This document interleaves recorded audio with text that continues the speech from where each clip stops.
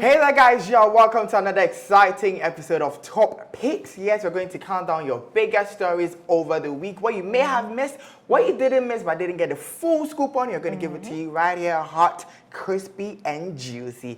Yes, the show is proudly sponsored by Cheesy Pizza. Your pizza, your way. And to make sure you have it your way, we have some gift vouchers right here from Cheesy Pizza. Listen, you've always told you, JQ personally always tells you to go into some branch of Cheesy Pizza and get yourself some hot pizza. Guess what? They're giving it to you for free. Yay. Yes, kind courtesy Cheesy Pizza, but not absolutely for free. As Kojo Oponkoma said, nothing is for free in this world. No free lunch in a car. Exactly. So yes, there are some questions that if you answer and answer correctly, we're going to give you free vouchers so you can have yourself some really cheesy pizza weekend. So the questions are, first, where is the latest branch of Cheesy Pizza located? You should know this. What's the price of the McCheesy combo? If you know JQ, test her because it's her favorite combo at Cheesy Pizza. And the last one, which is, what is the last topic you're going to discuss on Topics today? So clearly you have to stay till the end of the show to know the answer to this. If you want yourself some pizza date with your friends, with your girlfriend, with your sweet one, stay to the end of the show and grab yourself some free voucher. We'll be right back.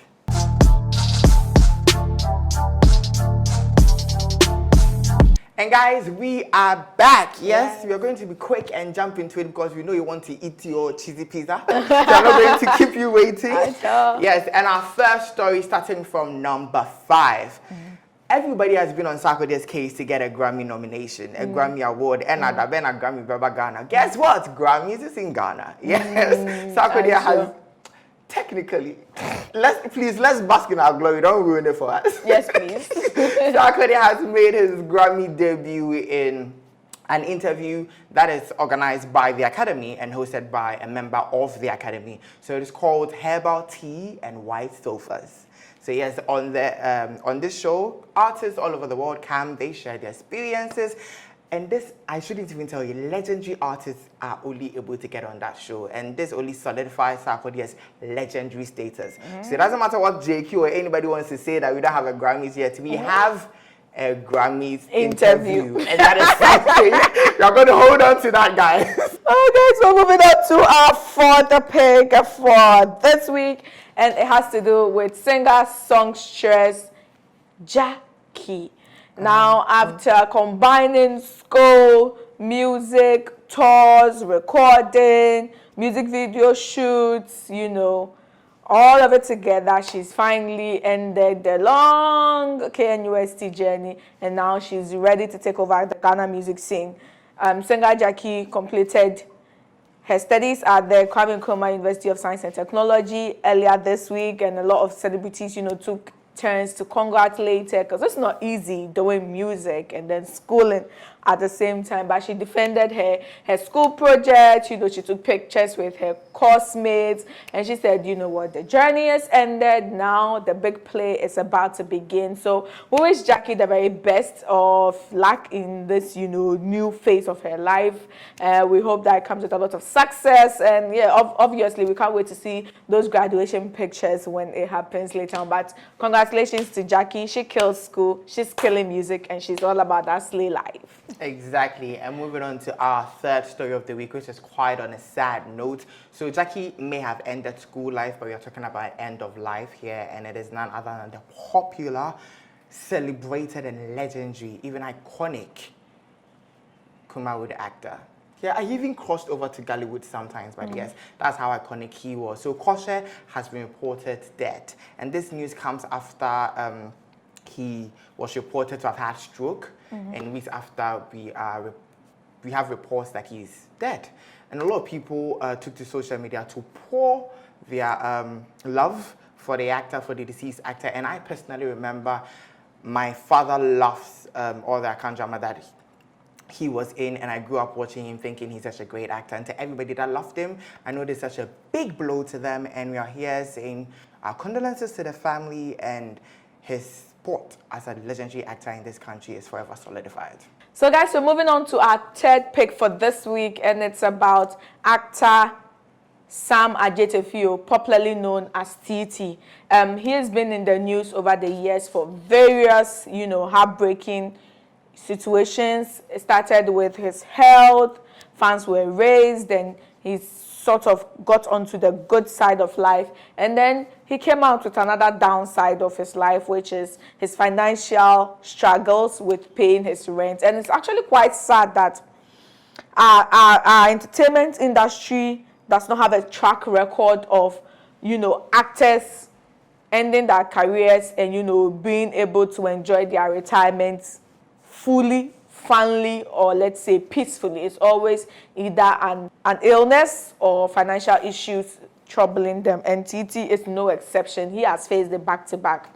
But over the weekend there was news of his rent and financial crisis coming out in an interview, and it sort of touched a lot of Ghanaians' hearts, especially the vice president of the nation, Mr. Bawumia, and he took the goodwill to donate 50,000 Ghana cedis to TT to help settle his rent for some years and also some for upkeep. And following the footsteps of the vice president is the regional minister for Greater Accra, Henry Quartey. He also pledged to donate 1,500 cedis of his monthly salary to TT for the next 2-3 years, however long he might need it. And it's a good thing, that people are coming to his aid. But the bigger issue people have been talking about is the fact that why does it have to be a one-time thing? Why is there not a system that is going to help each and every actor that may find themselves in similar situations? It shouldn't just be one person and then you do the good for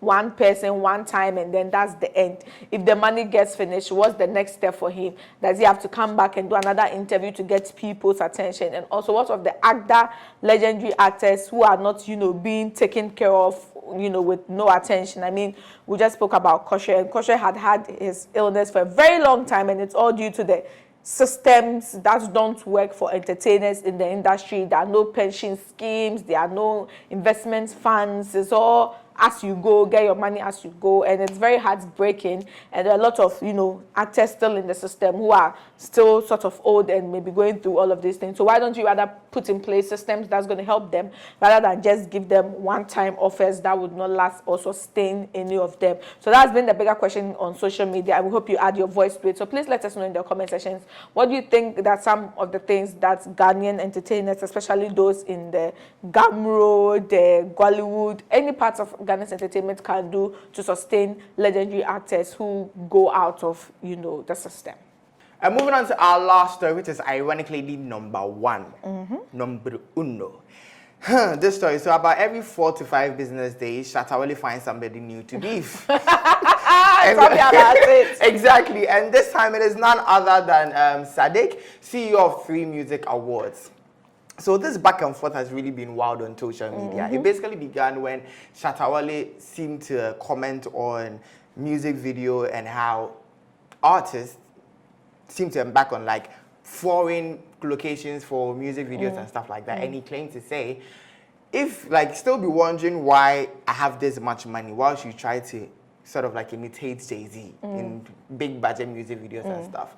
So Sadiq also rebutted that and said, Shatta makes hollow arguments, and it is this time everybody will know how much you make from a good music video. I mean, there's YouTube, good music videos will get you awards. So what he's saying is basically like baseless. Shatta Wale takes everything lightly, but one of the things he doesn't take is bad criticism, and he came for him. He even called the credibility of 3music Awards under question and claimed that all the awards that he took that one night where he took about, was it 11 awards? 11. Yes.